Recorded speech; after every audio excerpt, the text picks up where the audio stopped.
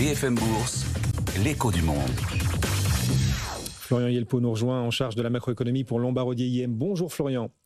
Ravi de vous Bonjour retrouver. Guillaume, bonjour à tous. C'est la surprise du chef quand même aujourd'hui. François Villeroy-de-Galhau, le président de la Banque de France, a annoncé sa démission avec plus d'un an d'avance, plus d'un an donc avant la fin de son mandat. Il quittera ses fonctions dès le début de l'été prochain, alors qu'il devait les quitter seulement en septembre 2027.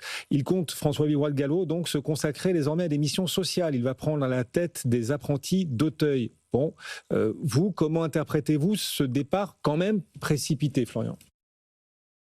Alors, il ne m'appartient pas de commenter, disons, l'agenda politique potentiel. Moi, ce qui m'intéresse là-dedans, c'est de me dire qu'est-ce que Villeroy-de-Galhau incarnait à la BCE, en fait.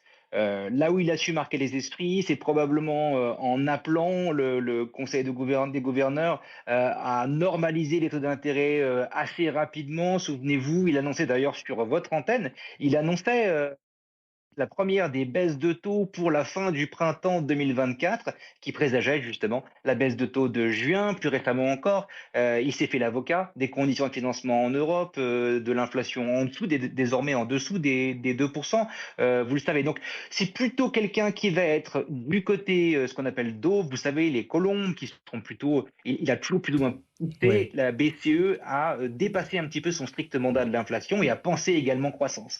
Donc, il faudrait qu'on trouve un remplaçant qui soit justement dans ces cordes-là. Et là, la liste pourrait être longue. L'important, c'est de bien garder en tête qu'il incarne quelque part une façon de faire de la politique économique à la tête de la BCE de façon assez réelle.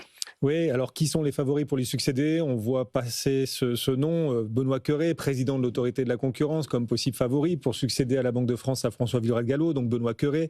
Pourquoi pas aussi l'actuel secrétaire général de l'Élysée. Alors en termes de timing quand même, j'y reviens Florian, certains se disent c'est peut-être pas idiot de partir avec un peu plus d'un an d'avance parce que sinon Emmanuel Macron aurait dû nommer le successeur de François Villeroy-de-Galhau en pleine tension liée à la campagne présidentielle.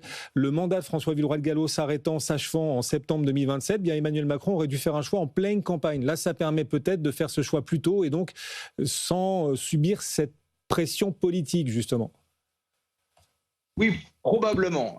Nous, tout ce qui nous importe, c'est vraiment de réfléchir à est-ce qu'on va rester dans le même moule ? Vous savez, il y a beaucoup de commentaires qui sont en train de sortir autour de il vient de l'ENA. Est-ce qu'on va aller chercher plutôt quelqu'un qui a la même filiation, disons, en termes d'études, ou des candidats un petit peu différents C'était justement le cas de Benoît Cœuré, ça pourrait être le cas de Agnès Benassi-Kéré, que vous connaissez également, qui est une économiste internationale, qui a de la crédibilité, qui travaille d'ores et déjà à la Banque de France.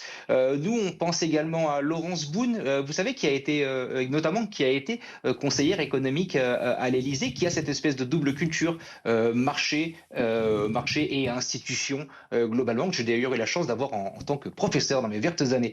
Donc, on a une multiplicité de candidats. Tout ce qui va compter, je pense, aujourd'hui, c'est de maintenir l'équilibre des forces à la BCE, parce que les forces colombes penchent du côté de la France. Florian Yelpo, en charge de la macroéconomie pour Lombard Odier IM.